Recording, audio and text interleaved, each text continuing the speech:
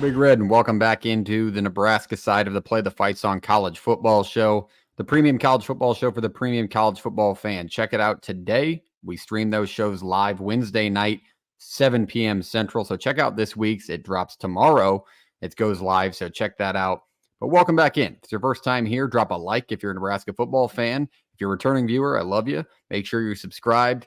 Hit that like button as well to blow the video up. But we are here today to recap Ohio State and preview the UCLA Bruins. A great opportunity for Nebraska to get bowl eligible for the first time since 2016. And it's a good one. It's a good opportunity. I shouldn't say it's a great opportunity, but it's a good opportunity for Nebraska to build upon what they set in stone last week at Ohio State on the defensive side of the ball. And maybe take a step forward on offense and get some pressure off of Marcus Satterfield's back, who seems to be the most hated man in the state at the moment. If it's your first time joining the show, I usually don't have a blank background. I'd like to apologize for that. Making a move here, so we'll have a much better looking studio for you here in a couple weeks. But usually I have some cool Husker stuff behind me, not tonight. But we are going to focus on the task at hand tonight, and that's to preview the UCLA Bruins through and through, let you know what they're about, who to watch out for, their schemes, their tendencies. All of this will be informative upon UCLA after we recap the Ohio State game. You have your thoughts as a fan, share them down below. I also give away a free No Rivals cap if you hit the score prediction for the coming game on the head. So drop a comment below what you think Nebraska's final score against UCLA will be. And if you hit it on the nose, I'll send you a free cap from our great partner at No Rivals, shopnorivals.com. Use the code PTFS at checkout for free shipping on any of the premium collegiate headwear you find. Shout out to No Rivals, are great partners. Check them out today. No Nebraska, but go to the teams tab, go to all the way down to request your team, put in Nebraska so they know how much we want them. Shout out to them and shout out to you for being here. With that, let's go in and talk about the Ohio State game. This one was surprisingly not as bad as we thought it was going to be. Nebraska falls on the road in Columbus 21-17 to the Buckeyes, ranked number 4 in the country. And really, they were a 26-point underdog. I honestly saw it get up to 27, 28 range early in the week. And then all of a sudden, it's a 4-point game. And Nebraska has the lead sometimes in the fourth quarter. But Ohio State answered that back quickly and took that lead 21-17. But the highlight of the game for me was the Black Shirts and how they responded to the dismantling in Bloomington 2 weeks ago and the performance that they put out there. I really thought they answered the bell well. They adjusted schematically about as good as you could do against an opponent that you face after an ass whooping like that. But boy, oh boy, what a turnaround for that group. And on the offensive side of the ball, I've seen worse performances out of this offense. I don't know if it was any worse than most of the second halves of the entire season, but it was a good thing overall, I think. I mean, I know everybody's tired of the moral victories, the emotional victories, whatever you want to call them, but this feels like one that isn't maybe a moral victory for the fans, but is enough for the team after what happened in Indiana that I actually think it is beneficial overall for the program, especially going into a week where you have an opportunity like you do against the 2-5 UCLA Bruins.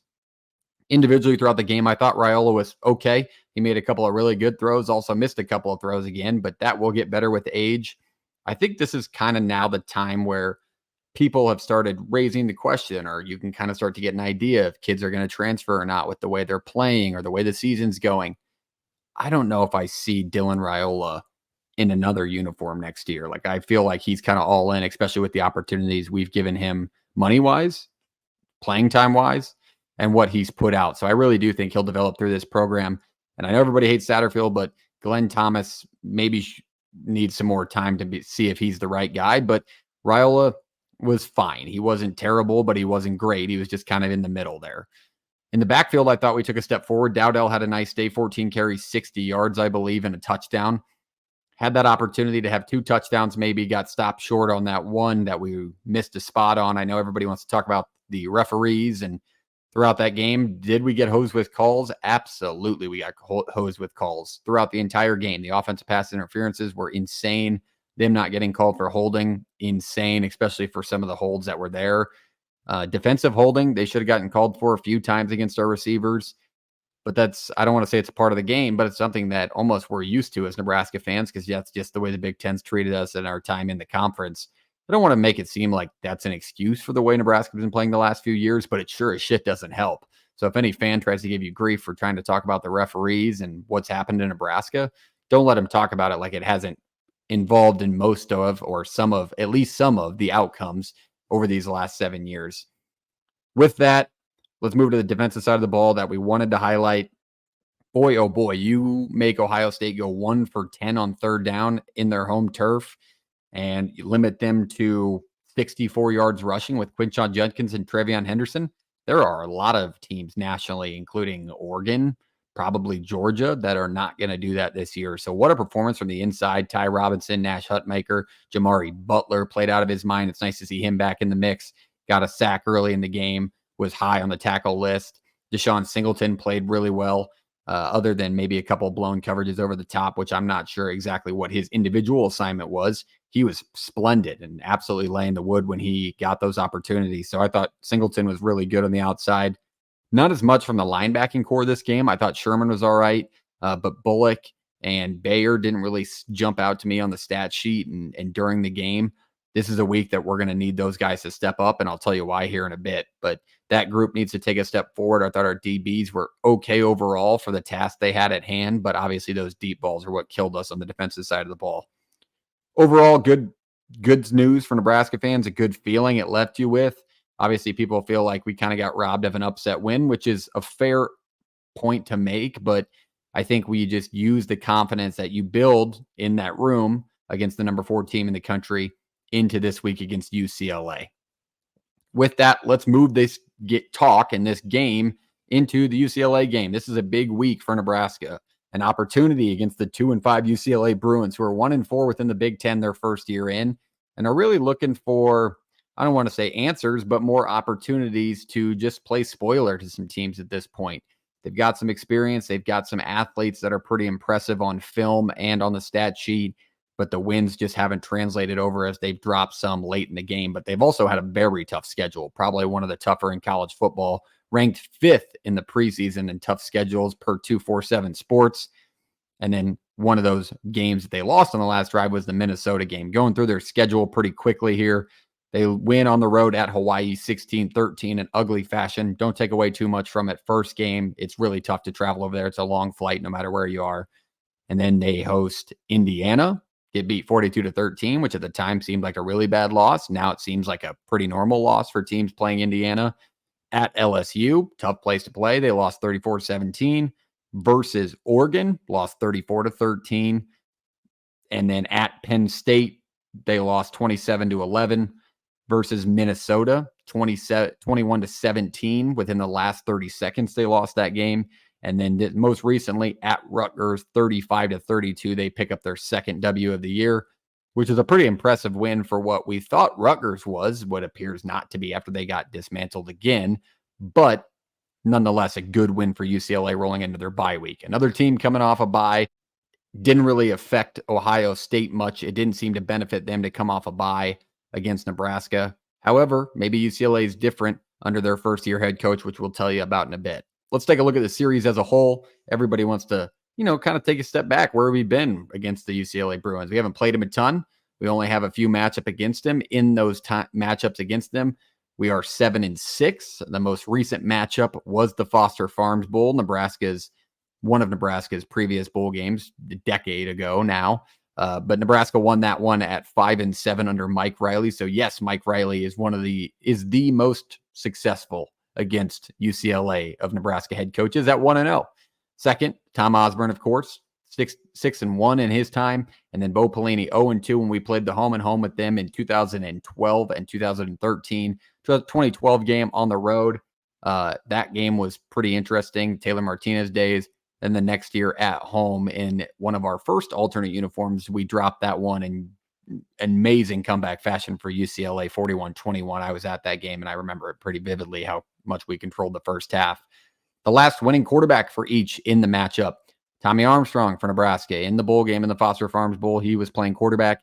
And then on the other side, Brett Hundley for UCLA, if you remember that name, had a decent career in the NFL with the Browns, but those are the most recent winning quarterbacks for each team within this series. Moving down the line, let's talk on that head coach that we mentioned, Deshaun Foster. Deshaun Foster comes from in-house after Chip Kelly departed to be the offensive coordinator at Ohio State. He's making $2 million to be an offensive coordinator, probably the top, if not at the top, in pay for offensive coordinators, pretty close to Marcus Satterfield at $1.4 million. But he was named head coach at UCLA in February of this year. Obviously, a late addition, a late hire. Most well-known within the conference for his incredibly bad comments at media days. I don't think he planned that one out. But he has 11 seasons as a coach in college football, one of them at Texas Tech, the rest of the 10, a full decade at UCLA before becoming the head coach. And he focused on the running back position. He was their running backs coach for good reason because he had an incredible career at UCLA in the late 90s and early 2000s. Second all-time in touchdowns in his career, 44, and third all-time on their rushing list, 3,194 yards throughout his career. So a pretty impressive career for Foster. He was an All-American and really made an impact for them as a freshman in the late 90s. A really good player and a really good running back coach, now turned into a head coach, and kind of seeing some struggles on the record side in his first year. Let's go into their offense. Their offense is led by quarterback Ethan Garbers. You've seen this name before because he's probably the most longstanding member of this UCLA squad. He transferred in from Washington back in 2020 and has played at UCLA ever since.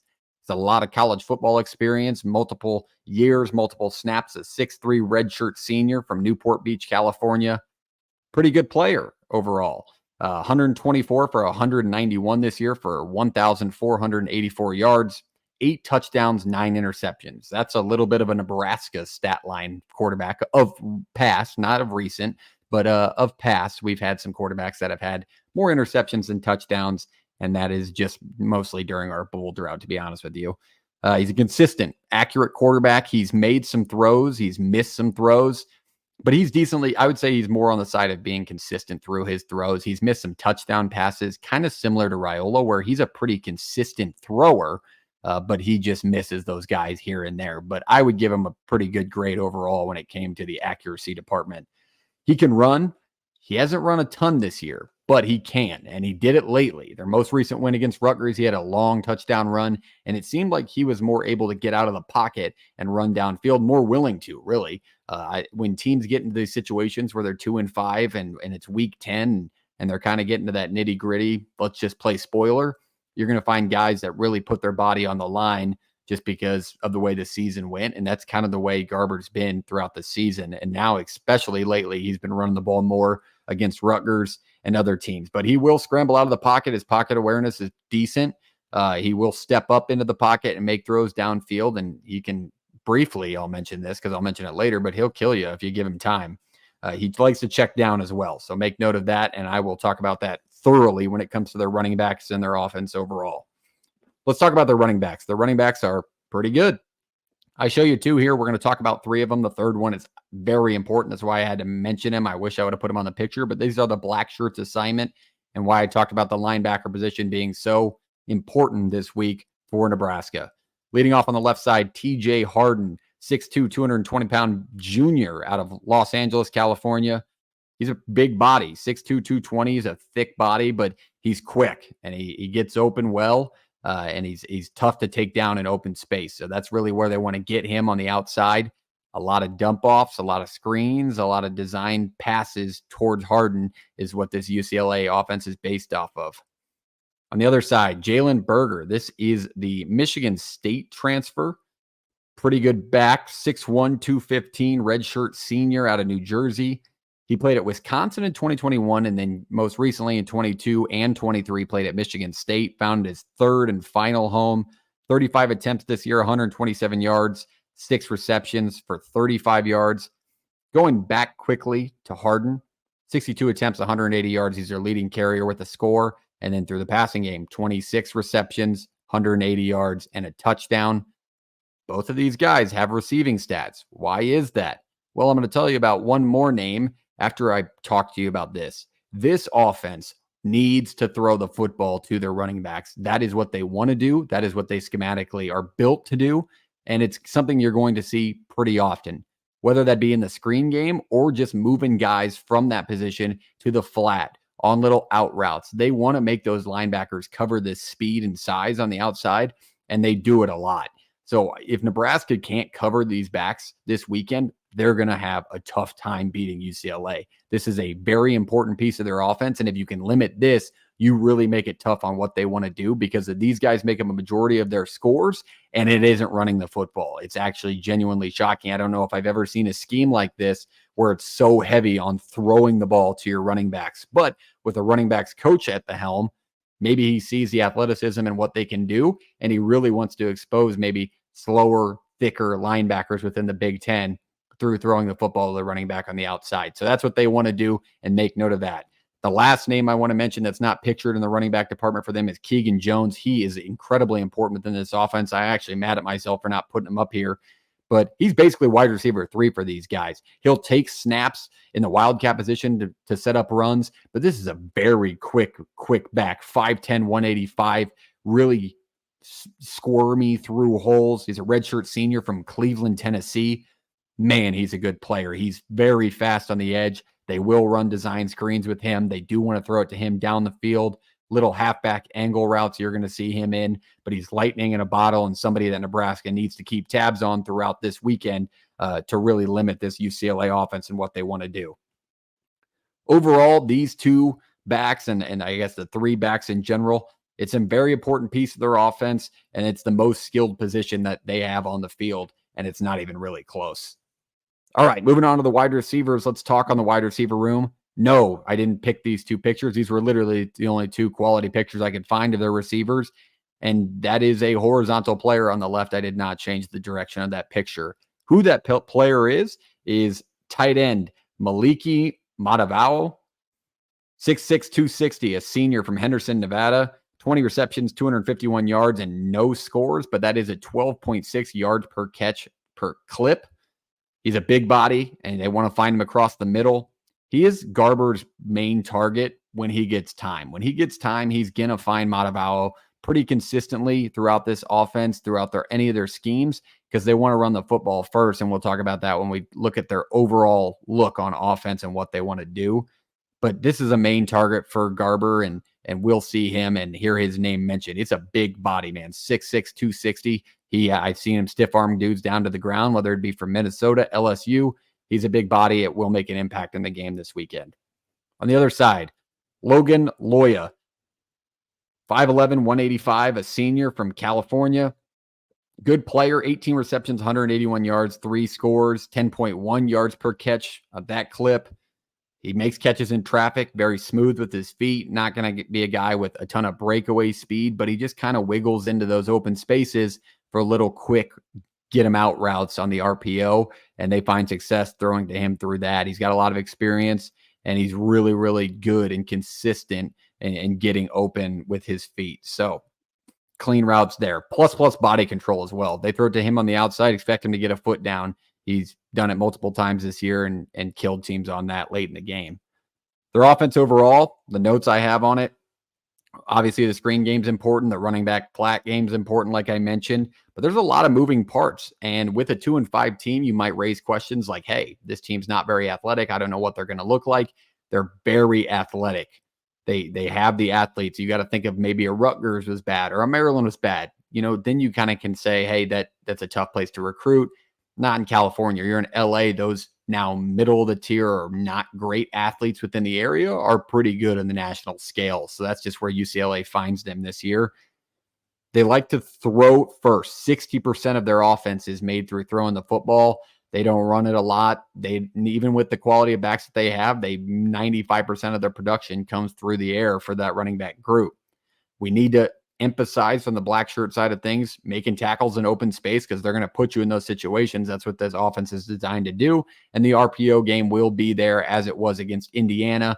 So we have to limit that much better than we did in Bloomington. So those are the main priorities and what I see from UCLA's offense, who ranks 120th in the country in yards per game. They ranked 119th in points per game at 17 points a game. And then 133rd in yards per rush. They don't run the ball a ton, like I said, but they only average 2.5 yards per carry when they do. So I expect a big week from the defensive front of Nebraska yet again. When it comes to their offensive line, they haven't allowed a ton of sacks, and they have plays where they look really good, and they give Garber time. And when he has that time, he's kind of picked teams apart here and there. But I think they haven't seen a front like Nebraska since Penn State, and it's been a while. And coming off a bye, and you play Rutgers, and you get a couple of slower paced teams that don't have as consistent and experienced of a defensive front as Nebraska. So I think it's going to be a few plays here and there early in the game where Nebraska's defensive line can get going. Looking at UCLA's defense, this defense is nothing to bat an eye at, but they're skillful. Like I just talked about with the UCLA recruits and how easy it is to kind of find decent players and athletic guys around that area. This is kind of what that defense is made up of. Defense, the base look is a 4-2-5. They want to mix in and show a lot of different blitz looks. They want to disguise, which they do very often, probably 90% of the game. Their D-line, not great. They're big, they're physical, but they don't get home a ton. They got some big bodies up there. I think the average height that I saw on there was about 6'3" to 6'5". We'll see if, this offensive line that has some inexperience on it now with the injuries Nebraska sustained can handle them, and I really expect them to after watching the tape. They are fast on the outside. The defensive backs, the cornerbacks, the linebackers all have speed. There's not really any oversized bodies of thickness that kind of slow them down, but they have speed everywhere on this defense, and they will PI. They have a lot of PI calls against them. They struggle to cover guys downfield consistently throughout games. So I expect Nebraska to take those shots, weather pending, which I'll mention, but I do expect them to take those shots. There are two players I want to highlight, but before I do, let's talk their ranks. Their defensive ranks, the 113th ranked passing defense overall. They can stop the run a little bit. There's 56th ranked overall defense in the country when it comes to yards per game, 113th in the passing department.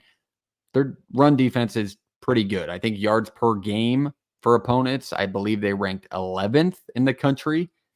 But nonetheless, double check me on that. Drop it in the comments what it is. But it is a good group overall because they have those big bodies up front that they can usually just turn one way or another and make a tackle in the run game. So Nebraska needs to establish the run, maybe break off a couple to get this defense on their heels, and then use that to expose their bad passing game as well. But Satterfield's probably music to his ears that he's playing a bad passing defense because we know how much he likes to throw the football, probably more than he should.